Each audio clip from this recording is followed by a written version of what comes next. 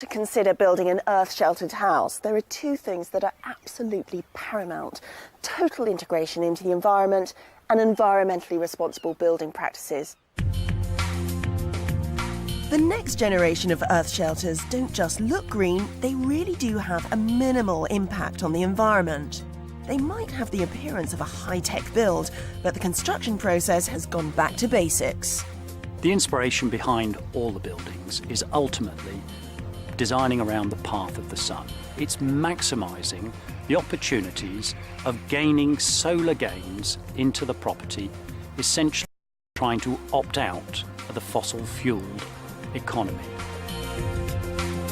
In these earth shelters, the glass not only lets in light, it also helps regulate the temperature by allowing the sun's rays to heat up the bare concrete walls like a massive storage heater.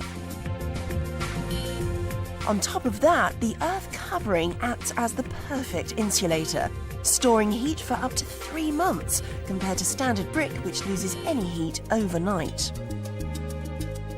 We're visiting the building here in October, and that building is achieving 22 degrees centigrade, and that is because in winter you get more sun, because the sun is entering the building at a lower angle and travelling further into the building.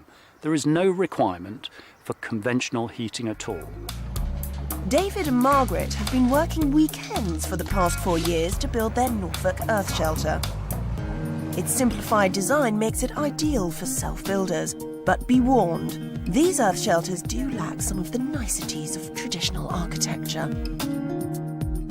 Jerry has done away with non-essentials like standard lintels and skirting boards to lessen the earth shelter's carbon footprint.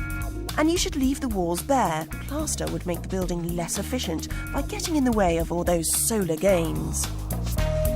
These buildings have been truly streamlined. The net result is they cost less. The average earth shelter costs about £600 a square metre. A traditional house costs on average £1,000 a square metre, and a typical basement can be as much as £3,000. Suddenly those missing skirting boards aren't such a big deal. And earth shelters cost a fraction of what a conventional house does to run. So perhaps they also hold part of the answer to our social housing needs. The first earth-sheltered social housing programme in England has won several environmental awards and some